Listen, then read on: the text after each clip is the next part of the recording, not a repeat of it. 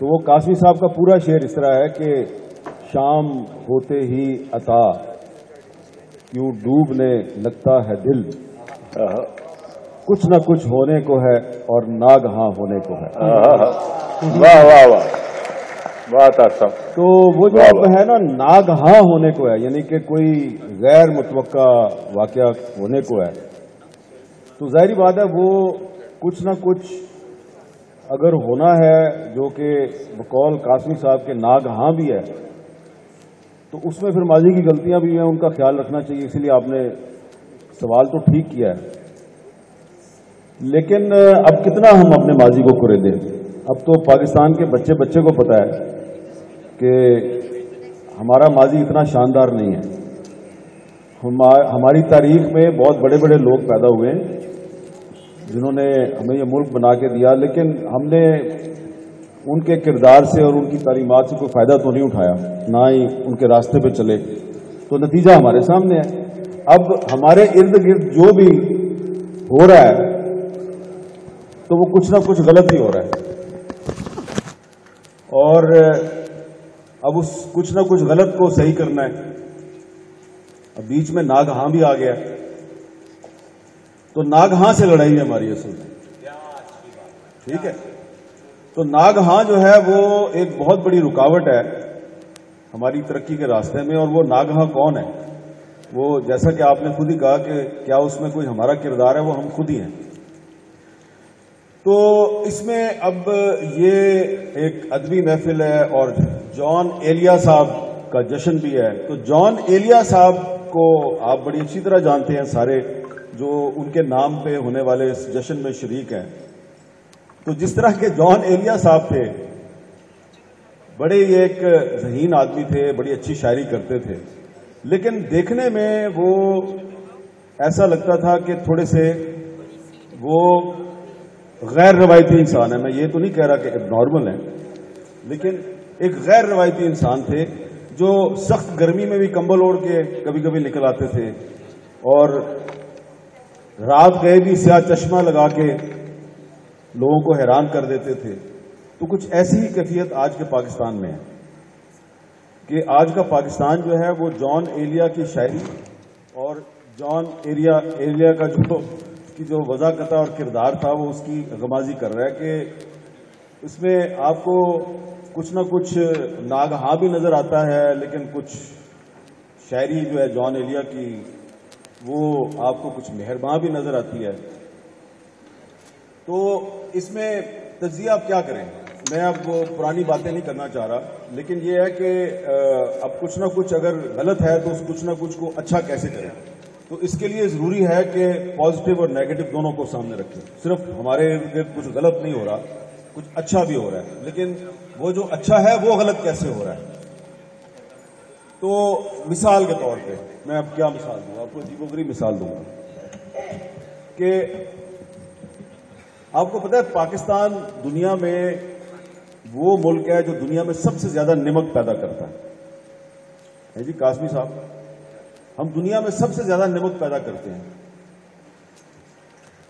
اور یہ ہماری ایک کوالٹی ہے، لیکن ہم وہی نمک ایک دوسرے کے زخموں پہ بھی چھڑکتے ہیں جی۔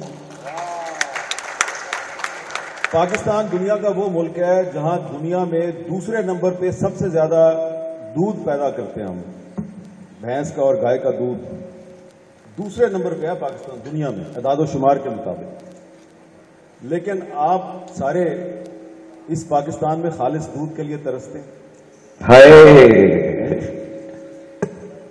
اچھا، پاکستان دنیا کا وہ ملک ہے جہاں بہت سی چیزیں پیدا ہوتی ہیں، لیکن آپ دوسرے نمبر پہ ہیں جو سب سے زیادہ چنے پیدا کرتا ہے۔ چنے کی پیداوار میں پاکستان پوری دنیا میں دوسرے نمبر پہ ہے، لیکن ہم ایک دوسرے کو ناکو چنے چبوا رہے ہوتے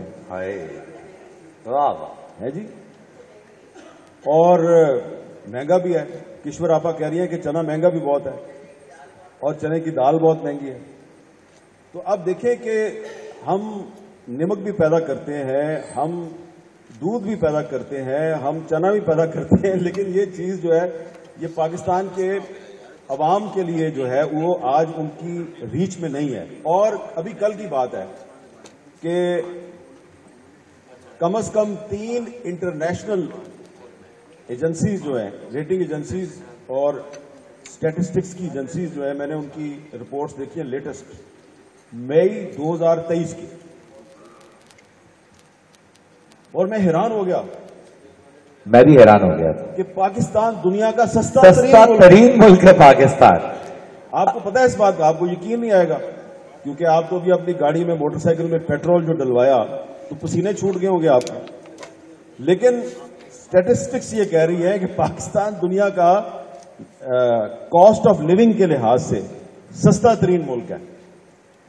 اچھا, اب یہاں پہ میں آپ کو یہ بتاؤں کہ آپ نے اگر اپنا تجزیہ کرنا ہوتا ہے تو آپ کو اپنا تجزیہ کئی دفعہ دشمن کی نظر سے کرنا چاہیے. دشمن آپ کے بارے میں کیا سوچتا ہے, دشمن کی آپ کے بارے میں کیا پلاننگ ہے.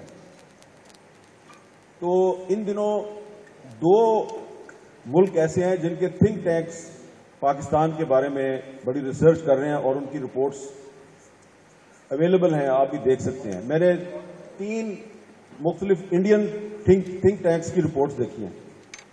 انڈین تھنک ٹینکس یہ کہہ رہے ہیں کہ خدا نہ خواستہ پاکستان 2030 تک قائم نہیں رہے گا, ٹوٹ جائے گا.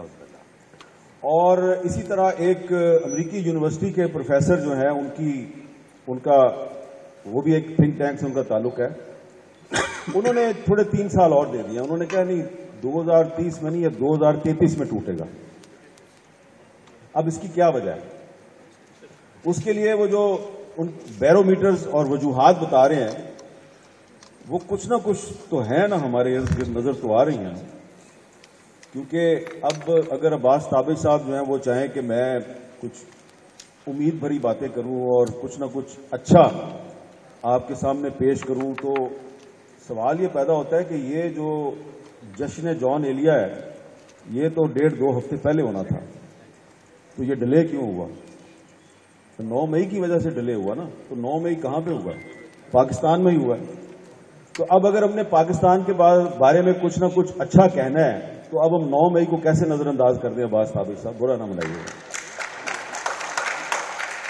لیکن یہ ہے کہ اس میں سے بھی آپ کچھ نہ کچھ پازیٹو نکال سکتے ہیں. اب وہ یہاں پہ ریلیونٹ ہو گیا آپ کا کوشچن کہ 9 مئی کو جو کچھ ہوا ہے یہ دراصل ہمارے کچھ جو طاقتور لوگ ہیں ان کی جو اپنی ایک جمہوریت کے خلاف سازشیں اور ان کے جو غیر آئینی اقدامات تھے اور ان کی جو منصوبہ بندیاں تھیں, یہ اس کا ایک حتمی نتیجہ 9 مئی کے واقعات کی صورت میں سامنے آیا.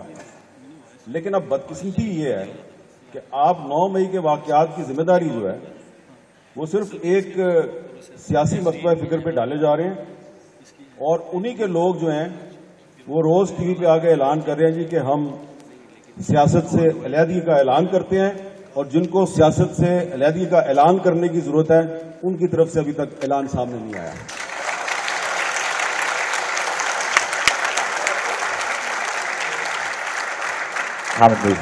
تو یہ ہے سارے مسئلے کی وجہ کہ پاکستان کے مسائل کی وجہ یہ ہے کہ آئین اور قانون کی بالادستی نہیں ہے. جب تک پاکستان میں آئین اور قانون کی بالادستی نہیں ہوگی, جو کہ کبھی نہیں رہی, تو آپ کچھ نہ کچھ اچھا نہیں کر سکتے. لیکن امید رکھنی چاہیے کہ یہ ایک فکرے پہ جس بھرپور انداز میں تالیاں بجائی گئی ہیں, اس کا مطلب ہے یہ سارے چاہتے ہیں کہ پاکستان میں آئین اور قانون کی بالادستی قائم ہو. 2023 پاکستان میں نئے انتخابات کا سال ہے. اس سال پاکستان میں ہر صورت میں انتخابات ہونے چاہیے, اور اگر آپ نے کچھ نہ کچھ پاکستان میں اچھا کرنا ہے تو اس کے لیے ضروری ہے کہ اس سال ہر صورت میں الیکشن کروائیں, خواہ کوئی بھی جیتے. کچھ نہ کچھ اچھا اسی وقت ہوگا جب پاکستان کے آئین کے تقاضے پورے کیے جائیں گے.